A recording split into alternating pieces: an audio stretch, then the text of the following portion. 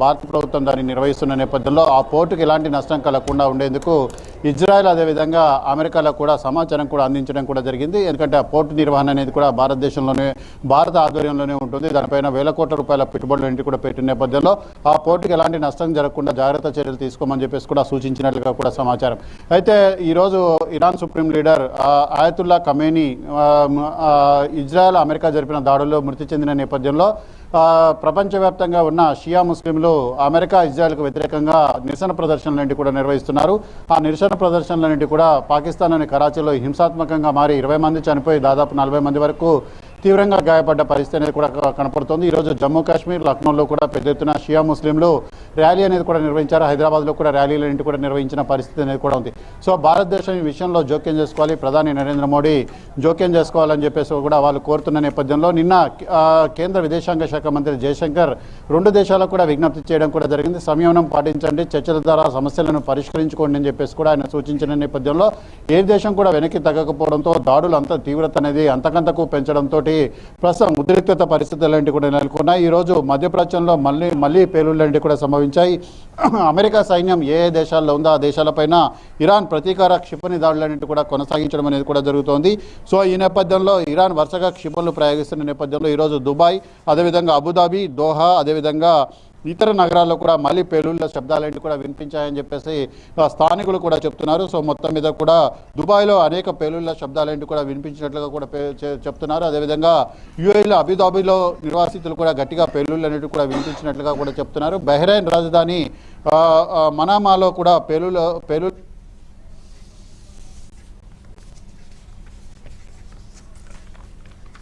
దూరంగా పేలుడు శబ్దం విన్నట్టుగా కూడా చెప్పారు.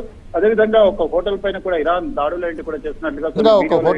ఇరాన్ దాడులు కూడా చేసినట్లుగా కొన్ని వీడియోలు కూడా సోషల్ మీడియాలో దర్శనమిచ్చడం జరిగింది. సో మొత్తం మీద కూడా ఇరాన్ సంబంధించిన అణు కార్యక్రమం పైన అమెరికా ఇజ్రాయెల్ కూడా కలిపి వరుసగా దాడులు ప్రారంభించినప్పటి నుంచి 2వ రోజు కూడా పేలుళ్లు కూడా సంభవిస్తున్నాయి. సో ఇరాన్కు మద్దతుగా రష్యా ప్రకటన అనేది కూడా చేయడం జరిగింది. ఉత్తర కొరియా కూడా ప్రకటన అనేది కూడా చేసింది. అయితే చైనా నామమాత్ర ప్రకటనతోటి కప్పిపుచ్చడం కూడా జరిగింది. అయితే అసలు ఇరాన్ అమెరికా ఇజ్రాయెల్ ప్రయోగిస్తున్న క్షిపణులను ఎందుకు అడ్డుకోలేకపోయింది? ఎందుకంటే ఇరాన్ దగ్గర హైపర్సోనిక్ క్షిపణులు ఉన్నాయి, ఖండాంతర క్షిపణులు ఉన్నాయి, బ్యాలిస్టిక్ మిసైల్స్ ఉన్నాయి. ఇవన్నీ కూడా ఉన్నప్పటికీ కూడా ఖమేనీని హతమార్చేందుకు ప్రయోగిస్తున్న నేపథ్యంలో నిన్న వరుసగా 7 మిసైల్స్ ప్రయోగిస్తే 7 మిసైల్స్ను ఎందుకు అడ్డుకోలేకపోయింది? అసలు ఇరాన్ దగ్గర ఉన్న క్షిపణి నిరోధక వ్యవస్థ ఏంటి, ఎందుకు ఫెయిల్ అయిందనే దాని గురించి అంతర్జాతీయ పరంగా చర్చలంటే కూడా ప్రారంభమయ్యాయి. ముఖ్యంగా ఇరాన్ చైనాకు చమురు అనేది కూడా సరఫరా చేస్తుంది. ఆ చమురు సరఫరాకు బదులుగా చైనా తన దగ్గరున్న ఆయుధాలను కూడా ఇరాన్కు ఇస్తున్న నేపథ్యంలో చైనా తయారీ HQ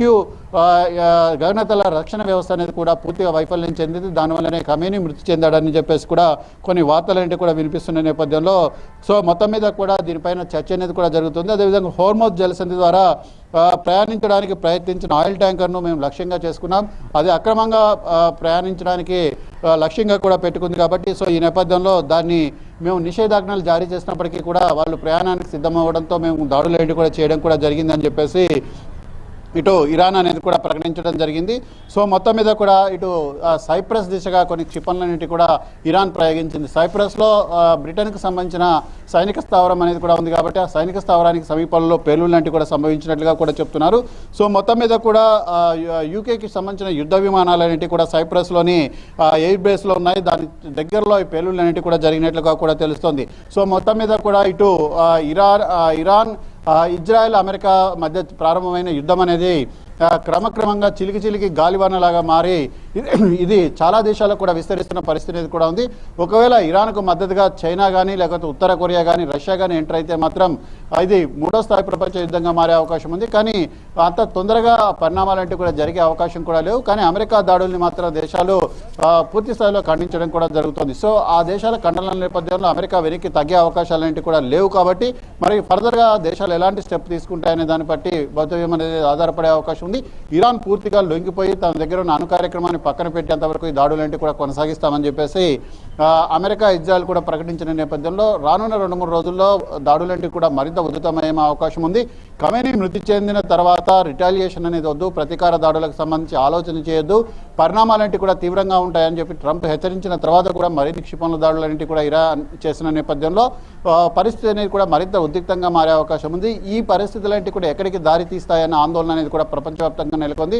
ప్రపంచ ఆర్థిక వ్యవస్థపై దీని యొక్క ప్రభావం అనేది కూడా స్పష్టంగా కనపడుతుంది. ఎందుకంటే ఆర్థిక మాంద్యంలోకి కొన్ని దేశాలంటే కూడా కూరుకుపోయే అవకాశం ఉంది. ముఖ్యంగా మధ్య ఆసియాలో గల్ఫ్ దేశాలు ఏవైతే పూర్తిగా ఆయిల్ అమ్మకాలపైన ఆధారపడి ఉంటున్నాయి. ముఖ్యంగా దుబాయ్ కానీ, అదేవిధంగా షార్జా కానీ, అబుదాబి కానీ, ఇవన్నీ కూడా పర్యాటకులకు సంబంధించిన దానిపై ఉంటుంది. ముఖ్యంగా దుబాయ్లో ఉన్న బుర్జ్ ఖలీఫాని ఖాళీ చేయాల్సి వచ్చిందంటే పరిస్థితి అనేది ఏ విధంగా ఉందనేది కూడా మనం అర్థం చేసుకోవచ్చు. సో ఈ నేపథ్యంలో పరిస్థితులు కుదుట పడకపోతే ఆ దేశాల ఆర్థిక వ్యవస్థపై తీవ్రమైన ప్రభావం చూపించే అవకాశం ఉంది. సో దీనివల్ల చమురు ధరలతో పాటు బంగారం, వెండి ధరలంటే కూడా పెరిగే అవకాశం కూడా ఉంది. కాబట్టి ప్రపంచవ్యాప్తంగా అనేక దేశాల ఆర్థిక వ్యవస్థలు కూడా ప్రభావితమవుతాయి. సో ఈ నేపథ్యంలో సంయమనం పాటించాలని చెప్పేసి కూడా కోరుతున్నారు. కాబట్టి మరి వాళ్ళు వెనక్కి తగ్గుతారా లేదా అనేది కూడా చూడాలి.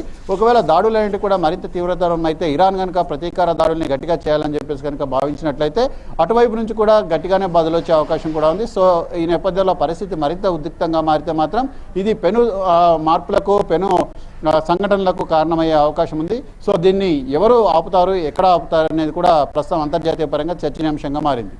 Okay, right, thank you Sirish.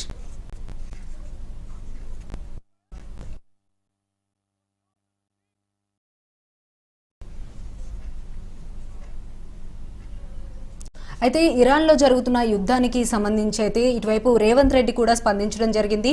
అక్కడ ఉన్న తెలుగు ప్రజలు, అంతేకాకుండా గల్ఫ్ దేశాల్లో ఉన్న తెలుగు ప్రజలందరూ కూడా అప్రమత్తంగా ఉండాలి అని చెప్పి, అలానే భారత దేశానికి సంబంధించిన వాళ్ళందరూ కూడా చాలా కేర్ఫుల్గా ఉండాలని, వాళ్ళకి ఎప్పుడైనా అవసరం అయితే కనుక, ఇంకా పరిస్థితులు విషమ పరిస్థితులకి వస్తే కనుక వాళ్ళని జాగ్రత్తగా మన దేశానికి తీసుకొచ్చే బాధ్యత కూడా తీసుకుంటామని చెప్పి రేవంత్ రెడ్డి కూడా చెప్పడం జరిగింది. ఇక నెక్స్ట్ టాపిక్ చూసినట్లయితే, మార్ఫింగ్ చేస్తారా చుక్కలు చూపిస్తా, TTD chairman BR Naidu warning. దీని గురించి డిస్కస్ చేసే ముందు